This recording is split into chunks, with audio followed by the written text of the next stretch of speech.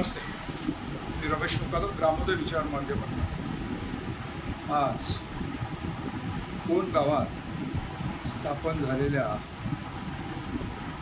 कोणगाव विस्तारित गावठाण समितीच्या संदर्भात बोलण्याचा प्रयत्न करणार. व्हिडिओ आवडला तर लाईक करा, सबस्क्राईब करा आणि करा. स्वातंत्र्य मिळाल्यानंतर गेले 78 वर्ष झाली. असं असताना गाव मोजले गेले नाही. मोजलेलं गाव जे 1931 साली ब्रिटिश सरकारनं मोजलं होतं ते गाव कोणगाव येथील विस्तारित गावठाण मोजू गावासाठी एक नियोजनबद्ध विकासासंदर्भात एक कृती करण्याचा एक धोरणात्मक निर्णय काल झालेल्या गावठाण विस्तार ग्रामसभेमध्ये ठरलं गेलं आणि क्रांतिकारक पाऊल असं या भिवंडी तालुक्यातील कोण गावाने घेतलेला आहे. आणि त्या संदर्भामध्ये ओबीसी नेते राजाराम पाटील साहेब तसेच कोणगावच्या सरपंच रेखाताई पाटील यांना श्रेय द्यावे लागेल. तर गावचा विकास झाला तर देशाचा विकास होईल. गाव हा घटक आहे आणि गाव वाढते आहे आणि गावातील ज्या काही नागरिक समस्या त्या देखील निर्माण झालेल्या आहेत आणि कुठेतरी गावाचा सुनियोजित विकास व्हायला पाहिजे आणि म्हणून गाव हा मोजला पाहिजे. 1971 साली गावठाण मोजली गेली आणि त्यावेळेला साधारण 2 एकरमध्ये असलेले गावठाण आता जवळजवळ 10 ते 15 एकरमध्ये विस्तारित झालेला आहे आणि त्या विस्तारित झालेल्या गावठाणाच्या रहिवाशांना नागरिक सुविधा मिळावी आणि त्या दृष्टीनं एक नियोजन होणं गरजेचं आहे. असं असताना 78 वर्ष झाली. महाराष्ट्र सरकारचं ग्रामविकास खातं असून याने ग्रामीण भागाच्या विकासाच्या दृष्टीनं भूमिका घेतली नाही. गावं मोजली नाहीत. त्यामुळं गाव हा शहरापासून कोसू दूर झालेला आहे.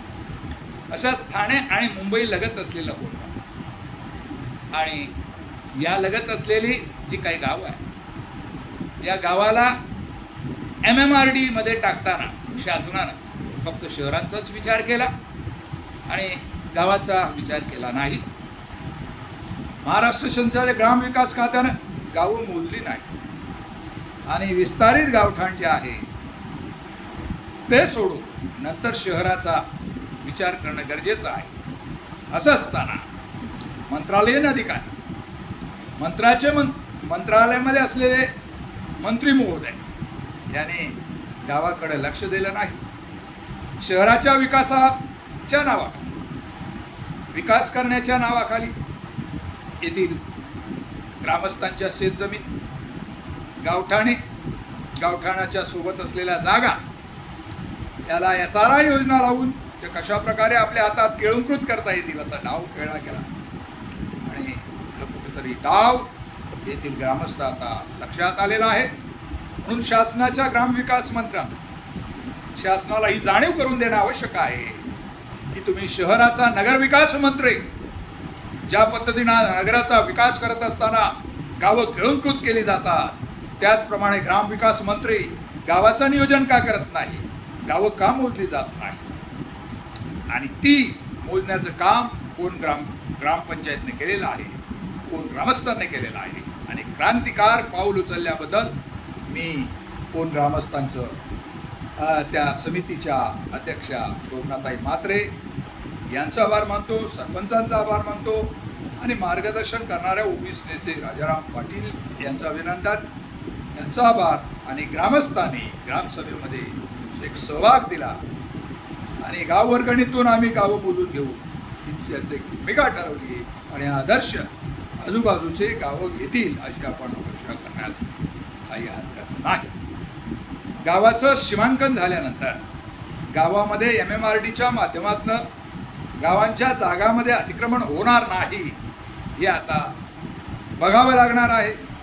कारण शासन जे काही आहे हे गेंड्याच्या कातडी पांघरलेलं शासन आहे आणि हे येथील लोकांची गावठाणं घरे उद्ध्वस्त करू ही त्या SRI योजना जी काही लागू पाहत आहे त्याला आळा बसणार आहे. म्हणून कोण गावचा आदर्श आजूबाजूच्या गावाने घ्यावा आणि आपली गावं मोजून घ्यावी. गावठाणं विस्तारित गावठाणं आहे त्याचा प्रस्ताव तहसीलदार, कलेक्टर आणि विभागीय आयुक्तांना द्यावा, जेणेकरून शहरांचं अतिक्रमण जे काही झालेलं आहे त्याला शिव बसणार आहे आणि गावाच्या विकासाला एकचालना मिळणार आहे. आता ग्रामस्थांनी आपला सहभाग द्यावा, आर्थिक सहभाग द्यावा आणि ग्राम विस्तार जी समिती आहे तिचे आठवडा करावे आणि लवकरात लवकर गाव मोजून एक सीमांकन करावं अशी अपेक्षा या ठिकाणी आहे. आणि असाच आदर्श आजूबाजूची खेडेगावातील, भिवंडी तालुक्यातील, कल्याण तालुक्यातील किंवा ठाणे जिल्ह्यातील लोक घेतील अशी अपेक्षा या निमित्तानं व्यक्त करतो. या संदर्भात आपलं म्हणणं काय कमेंट्स करा आणि माझा व्हिडिओ आवडला तर लाईक करा, सबस्क्राईब करा आणि फॉरवर्ड करा. जय हिंद, जय महाराष्ट्र, जय भारत.